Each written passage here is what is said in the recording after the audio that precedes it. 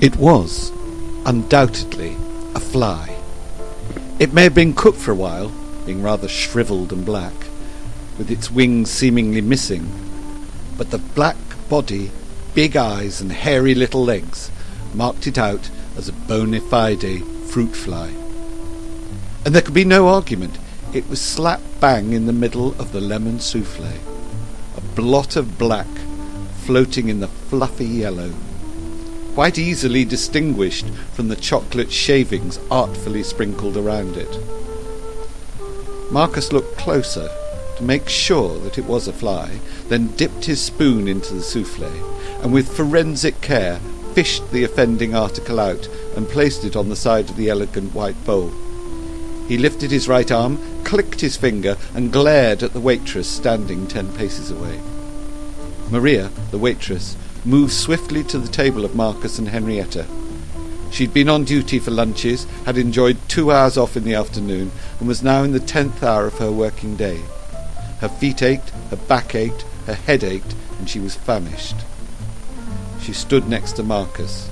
She knew what was coming. She'd watched the operation on the souffle. They hadn't summoned her to order their coffee. Marcus pointed at the dead insect with his spoon. "What do you think that is?" He tapped his bowl. Maria could hear the conversations at the table around her start to falter. "I would guess that it's a fly, sir." "Guess? You mean you don't have flies in the country you come from, eh?" Marcus had raised his voice from urbane to cutting. "I would have thought that it was crawling with them." The complainant's wife looked at her with a weak, apologetic smile. This did not appease Maria, but she kept her cool and didn't answer. "So what are you going to do about it, then?" Marcus goaded her for a response. I will get you another pudding, sir." Maria reached down for the bowl. Marcus stopped her, placing his hand on her wrist. "Not so fast, you're removing the evidence." Maria took a step back. A diner crosses an unspoken line when he touches a waitress. She turned for assistance from Paul, the head waiter, but he was nowhere to be seen. She caught the eye of another waiter and mouthed a mayday call.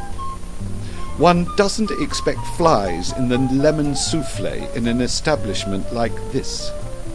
Marcus had raised his voice to the next level, clearly for the benefit of the diners around them. "We don't expect it either, sir." He was obviously expecting her to grovel in apology, but she was too tired, and he had touched her on the arm. Besides, she was sure that the fly had not been there when she'd served the dish to him. "I'll get you another one." "Another what? Another fly? We don't want anything else. Frankly, our confidence in your puddings has been shattered. My wife has been very distressed by this whole disgusting episode.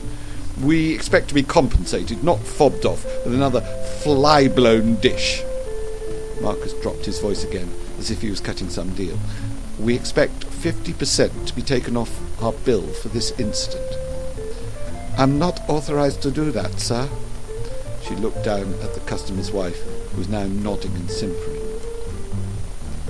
"But I'm authorized as a customer to rate your personal services on the Eat Rate website." Marcus looked pointedly at her name badge. "Expect a 0 rating, Maria. A few more ratings like that and you'll never work in this industry again. Now get me the manager." Marcus was clearly enjoying himself. Paul, the head waiter, was already on his way over to the table. His smile was fixed, his voice was oleaginous. "How may I be of assistance, sir? Maria, you may go back to your duties." Maria obeyed with alacrity. "Are you the manager?" "Acting manager for tonight, sir. The manager is not in tonight." "That will be noted in our review on Eat Rate. No manager on site." "Is that all, sir?" "No, it jolly well isn't." Marcus tapped the bowl with his spoon, indicating the offending fly. "That fly is what this is about. We want a 50% reduction in our bill, or this place, and you personally will get trashed on Eat Rate. And you know the consequences of that." Marcus ran his hand across his throat. Paul smiled and leant forward, both hands on the table, so that his face was shockingly close to Marcus. His voice was quiet enough for the other diners, strain as they might, not to be able to hear. Yes, ratings on Eat Rate are incredibly powerful, aren't they, sir? As you know, all our customers have to give us their credit card details before they dine here, and you are no exception. I'm sure you must be aware that all restaurants now rate their customers too, Mr. Lancaster. But you may not be aware that I've checked your current rating, and it's not looking good for you. If you get one more bad rating from a restaurant, you will have yours and your wife's cards banned from all restaurants worldwide.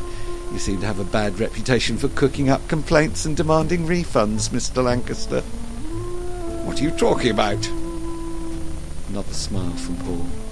One more bad rating for you as a customer, sunshine, and your wife and you get to eat at home for the rest of your life. So I suggest you quietly pick up your fly that you brought in here, stick it where the sun doesn't shine, pay your bill like a good little boy, and then fuck off into the night. It's the only way you get to eat in any decent restaurant ever again. Paul didn't resist a little gesture. His hand passed across his throat as he straightened and turned away. Marcus called him back. His eyebrows were raised, and his eyes were moist in a mask of injured innocence. This is very upsetting to my wife and I.